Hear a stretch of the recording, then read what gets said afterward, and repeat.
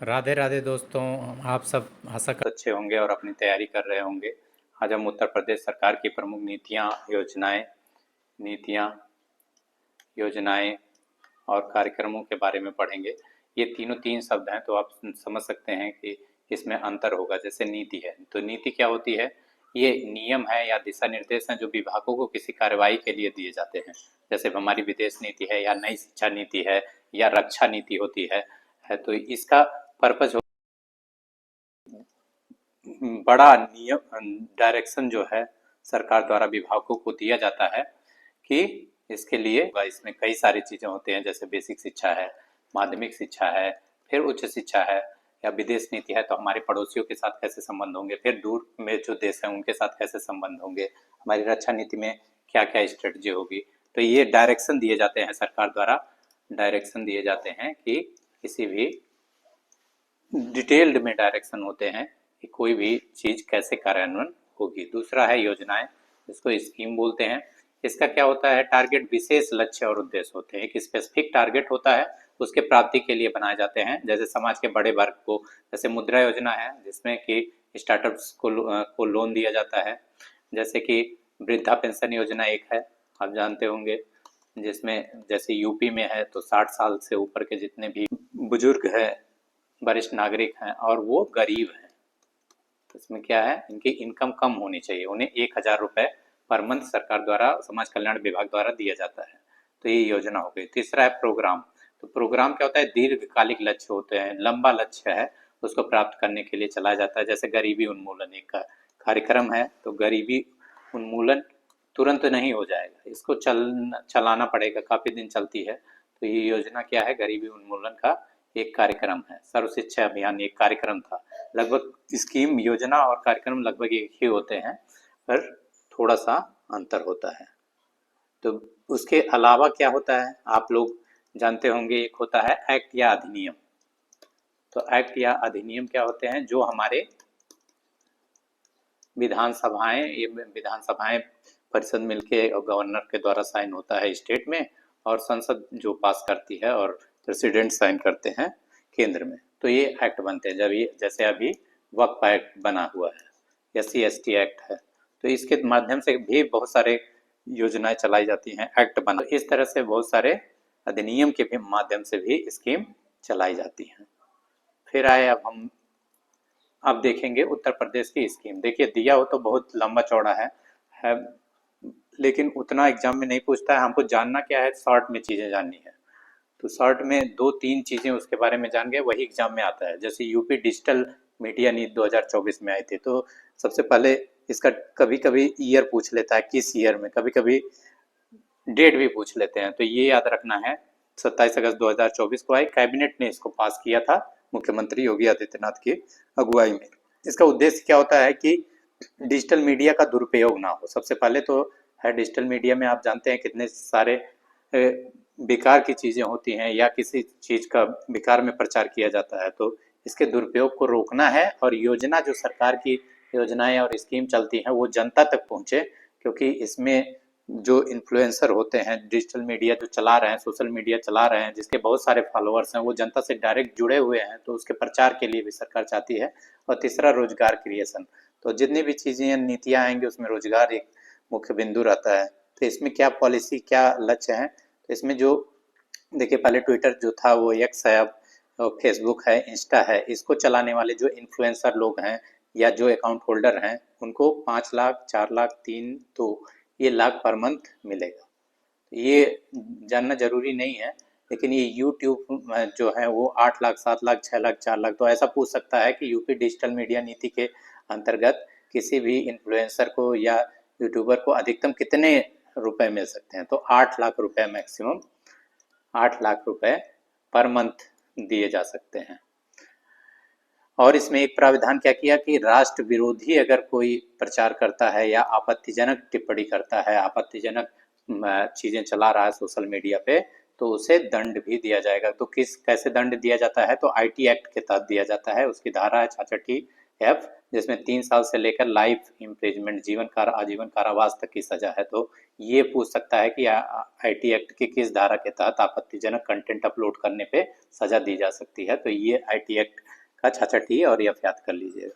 अगला है यूपी ग्रामीण क्षेत्रों में पाइप पेयजल योजना संचालन अनुरक्षण नीति 2024। तो ग्रामीण जो आप जल जीवन मिशन एक देख रहे होंगे अभी चल रहा है, तो ये पहले भी था, 2015 से ही ये योजना चल रही थी कि हर घर पे हम पाइप से जल दें, लेकिन उसको अब 2024 में इसको बदल दिया गया है। तो इसका पूरा नाम पूछ सकता है कि ग्रामीण क्षेत्रों में पाइप पेयजल पहुंचाने की योजना का जो नीति है उसका क्या नाम है। तो योजना संचालन एवं अनुरक्षण नीति नाम है, और ये राष्ट्रीय ग्रामीण पेयजल कार्यक्रम को जल जीवन मिशन में 2019 में मर्ज किया गया था। फिर अगली स्कीम देखेंगे यूपी सेमीकंडक्टर नीति। सेमीकंडक्टर आप जानते हैं, अब डिटेल में बताऊंगा तो फिर लंबा हो जाएगा वीडियो, इसलिए सेमीकंडक्टर है तो सुपर कंडक्टर भी होता है। तो ये क्या होता है कि जो कंडक्शन होते हैं, जो चिप होती हैं, जैसे हम लोग डिजिटल इकोनॉमी में रह रहे हैं, तो डिजिटल इकोनॉमी में सारी चीज चिप से ही चल रही है। तो चिप क्या है, वही सेमीकंडक्टर है। तो बहुत ज़्यादा डिमांड इसकी रहती है और मोस्टली हमको बाहर से इंपोर्ट करना पड़ता है। तो इसी को कम करने के लिए डिजिटल नीति सेमीकंडक्टर नीति 2024 की जारी की गई थी जनवरी 2024 में, 5 साल के लिए है। उद्देश्य क्या है, सेमीकंडक्टर इकोसिस्टम तैयार करना। इकोसिस्टम देखिए बड़ा शब्द होता है, इसमें इकोसिस्टम मतलब पूरी चीजें आ जाएंगी, स्टार्टअप इसमें आएंगे, जॉब्स आएंगे, कारपोरेट लोग इन्वेस्टमेंट करेंगे, और हमारी डिपेंडेंसी जो बाहर के इंपोर्ट पे है वो कम होगी। इसकी वैधता 5 साल। जितनी भी नीतियां हैं मोस्टली वैधता इनकी 5 साल। अगर आपको नहीं याद है, ऑप्शन में आया है कितने साल वैलिड है, तो 5 साल लगा दीजिएगा। क्यों? क्योंकि जितनी भी नीतियां हैं उनकी वैलिडिटी 5 साल ही की जाती है, क्योंकि 5 साल गवर्नमेंट का टेन्योर होता है। इसमें नोडल एजेंसी पूछता है कि सेमीकंडक्टर नीति को लागू करने वाली एजेंसी कौन है, तो यूपी इलेक्ट्रॉनिक्स कॉर्पोरेशन लिमिटेड। इसके अंतर्गत एक प्रोजेक्ट मैनेजमेंट यूनिट बनाया गया है जो इसको लागू करेगा। फिर आगे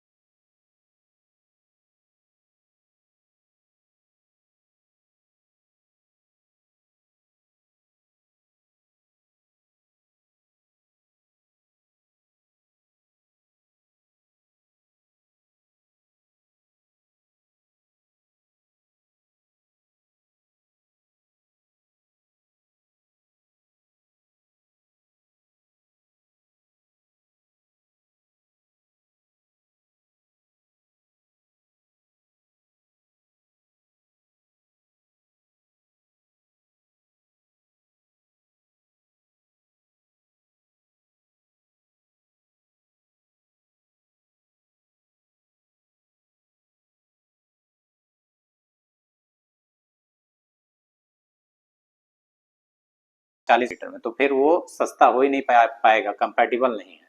तो हरित हाइड्रोजन क्या है, ये पानी के इलेक्ट्रोलिसिस से सोलर एनर्जी से पैदा होता है। तो हरित हाइड्रोजन और अमोनिया उत्पादन नवाचार लागत ये सब इसका लक्ष्य है। क्यों है ये, इसका सबसे ज्यादा यूज क्या होता है, 2028 तक जो डिमांड है हमारे उत्तर प्रदेश की वो 1 मिलियन टन पर ईयर की है हरित हाइड्रोजन की, और जो कि उसकी इस समय क्या है, इस समय मांग है 0.9 million metric ton per year की मांग है। तो हमारा लक्ष्य है कि 2028 तक हम 1 million metric ton per year उत्पादन करें।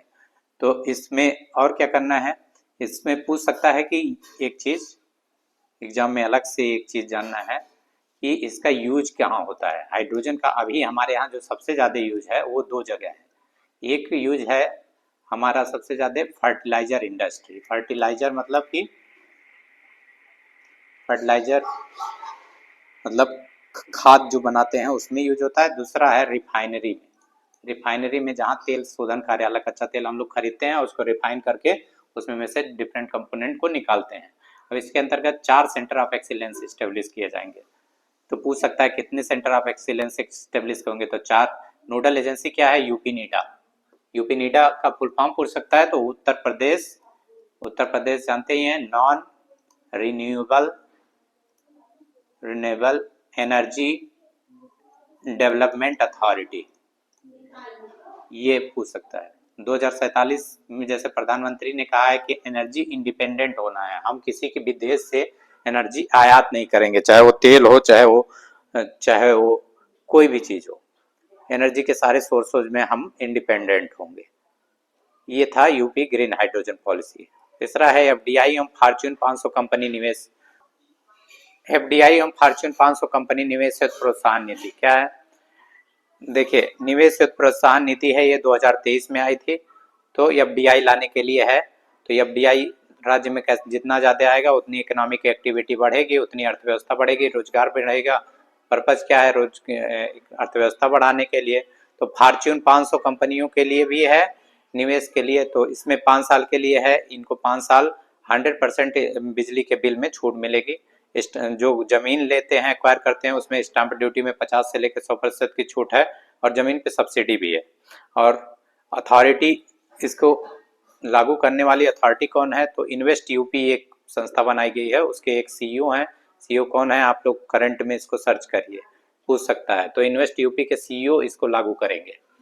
फिर अगला आ गया यूपी ड्रोन पॉलिसी, ड्रोन प्रचालन सुरक्षा नीति 2023। तो ड्रोन पूछ सकता है कि ये नीति किस साल आई थी? तो 2023। ये ईयर इंपॉर्टेंट होता है, ईयर सबका याद रखिएगा। तो 9 नवंबर 23 को आया था। तो क्यों आया था? क्योंकि गवर्नमेंट ऑफ इंडिया ने ड्रोन पॉलिसी 2021 में लाई।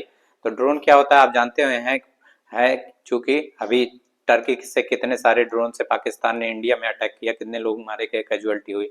तो ड्रोन का काफी ज्यादा मिसयूज हो सकता है। आप यहाँ पे शादियों में बहुत सारे से लोग ड्रोन को रिकॉर्डिंग के लिए यूज करते हैं, उससे आप किसी के यहाँ बम भी गिरा सकते हैं। तो इसलिए ये डेंजरस चीज है, तो इसके मिसयूज को रोकने के लिए ये मेन है। तो इसके लिए permission no take off hardware और फर्मवेयर के लिए रियल टाइम ट्रैकिंग एक्सेट्रा के अनुपालन के लिए इसको पॉलिसी लाई गई। तो इसका क्या करना होगा? जिसके पास भी ड्रोन है उसको यूनिक आईडी मिलेगी, उसको रजिस्ट्रेशन कराना पड़ेगा, और उसके थाना से निगरानी होगी। तो निगरानी करने वाली एजेंसी कौन है? नजदीकी जो थाना होगा। इसके लिए 3 जोन भी बनाए गए हैं, red zone, yellow zone, green zone. और कहाँ पे आप उड़ा सकते हैं ड्रोन को, कहाँ नहीं उड़ा सकते हैं। रेड जोन पूरा रेस्ट्रिक्टेड एरिया होगा, जैसे कोई वीआईपी मूवमेंट है तो वहां आप बिल्कुल नहीं उड़ा सकते हैं। तो इसमें क्या है, एक चीज और है, स्टेट गवर्नमेंट अंडरटेकिंग को छूट। कोई स्टेट गवर्नमेंट की एजेंसी है या उसकी अंडरटेकिंग है तो उसको छूट मिलेगी, उसको ये सब फॉलो नहीं करना पड़ेगा। नेक्स्ट है आपका यूपी बायोडीजल उत्पादन एवं बिक्री संबंधी नियमावली। अब बायोडीजल क्या होता है आप जानते होंगे। बायोडीजल जो एक प्लांट है बायोडीजल वाला, जेट्रोपा से प्राप्त होता है। जेट्रोपा प्लांट से भी प्राप्त होता है। और ये मोलेसिस जो होता है, मोलेसिस मतलब कि चीनी के उत्पादन में जो शुगर केन होता है उससे भी उत्पादन होता है। तो बायोडीजल उत्पादन और बिक्री संबंधी नियमावली आई है 22 अगस्त 2023 में। उसमें क्या है, बी, उसका नाम क्या है बायोडीजल का? B100। उसके उत्पादन के लिए आपको अथॉरिटी किससे लेनी पड़ेगी? यूपी नीटा से। कोई पूछे, ये क्वेश्चन पूछ सकता है कि बायोडीजल B100 के उत्पादन के लिए आप किसी को अनुमति देने वाली एजेंसी का क्या नाम है? तो यूपी नीटा, अभी मैंने उसका फुल फॉर्म बताया, Uttar Pradesh non renewable energy development authority. तो इससे, और बिक्री करने के लिए कोई मान लीजिए बायोडीजल बिक्री करना चाहता है तो उसके लिए परमिशन उसको संबंधित जिलाधिकारी डीएम से लेनी होगी। इसका फीस है 5,000 रुपए 2 साल के लिए, 2 साल बाद फिर रिन्यूअल कराना होता है। और उसको बीएसआई स्टैंडर्ड, ओपन नहीं बेच सकते हैं, नहीं ड्रम में रख के आप जो है बेच रहे हैं, आपको टैंकर में स्टोर करना होगा और पूरे नाम को फॉलो करना होगा। नेक्स्ट नीति है यूपी फार्मास्यूटिकल एवं चिकित्सा उपकरण उद्योग नीति। तो यूपी फार्मास्यूटिकल चिकित्सा उद्योग उपकरण उद्योग नीति 2024 में आई है। तो फार्मास्यूटिकल इंडस्ट्री के लिए है क्या होगा? फार्मास्यूटिकल पार्क स्टेब्लिश किए जाएं।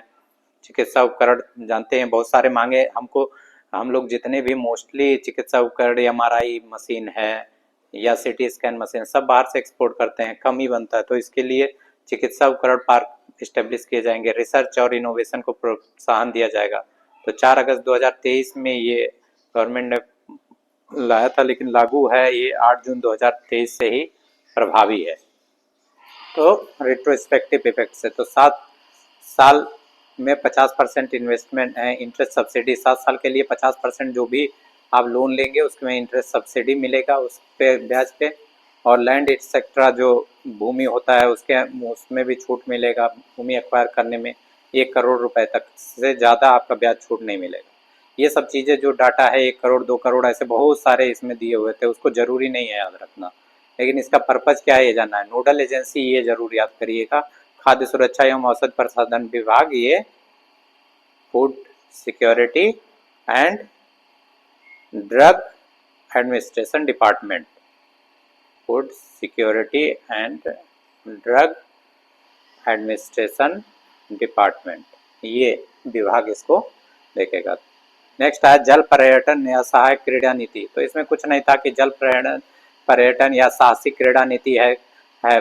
जल में बहुत लोग वाटर में एक्टिविटी करते हैं या वाटर में आप देखे होंगे तैरते हैं, रिवर राफ्टिंग वगैरह गेम वगैरह होता है, तो उसके लिए नीति आई थी 2023 में। उसका ईयर खाली जान लेना है, उसमें बहुत कुछ नहीं है।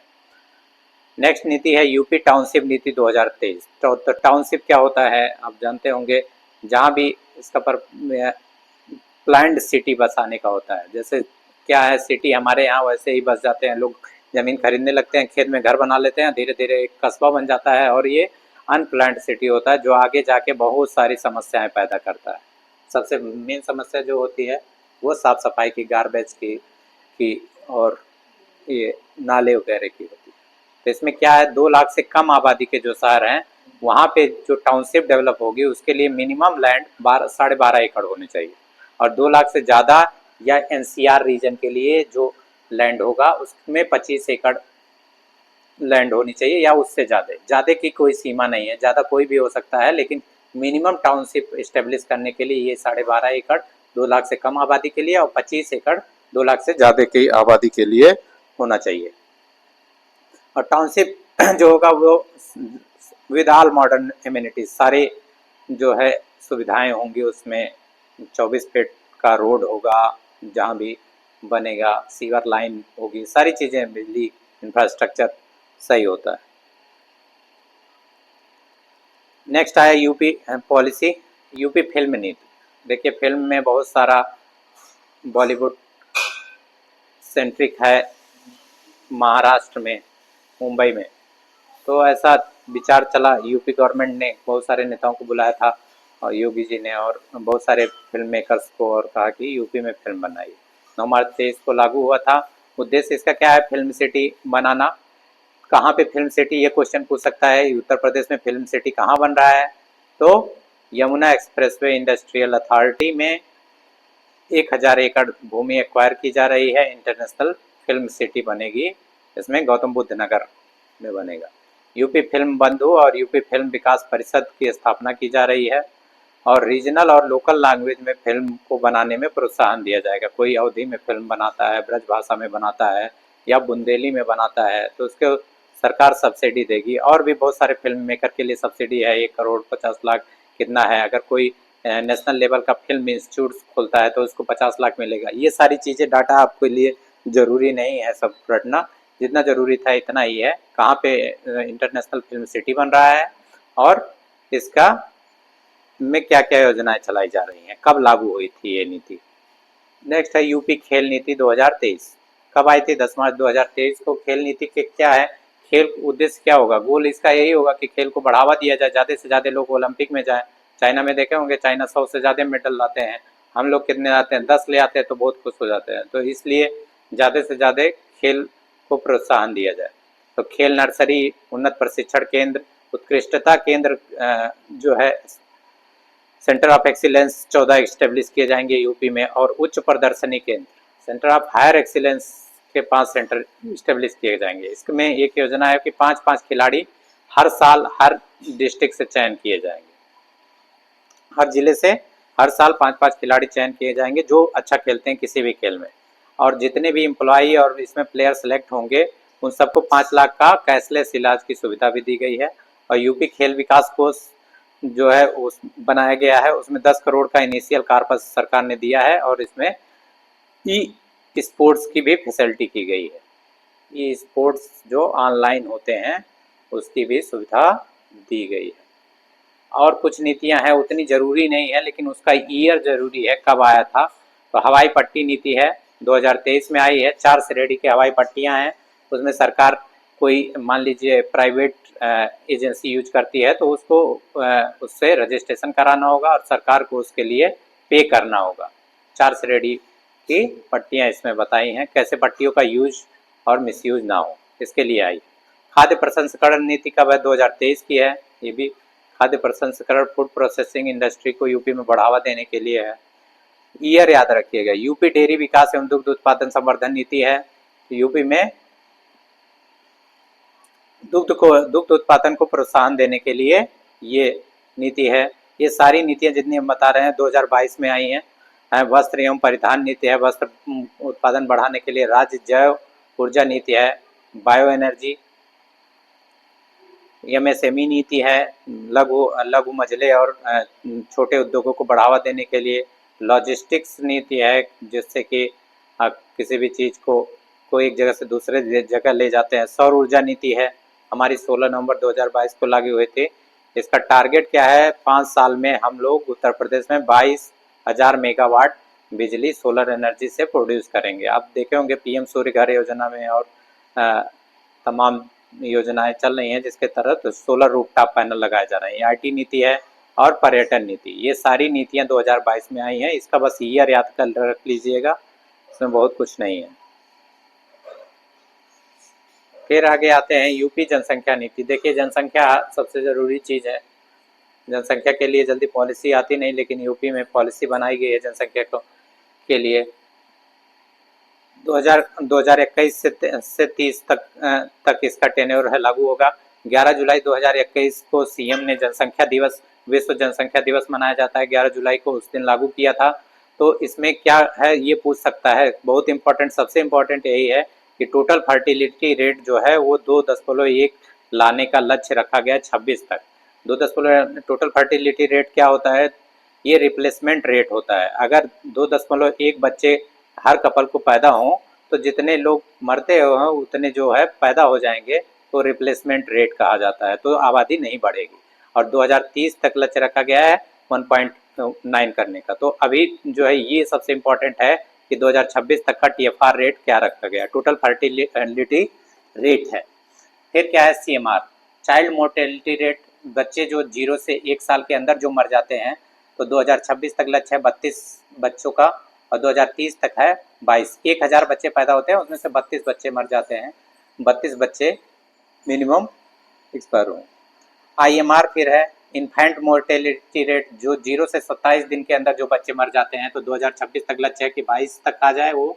और 5 साल के अंदर जो बच्चे किसी उससे मान लीजिए किसी बीमारी से मरते हैं तो उनकी जो है वो 35 तक आ जाए।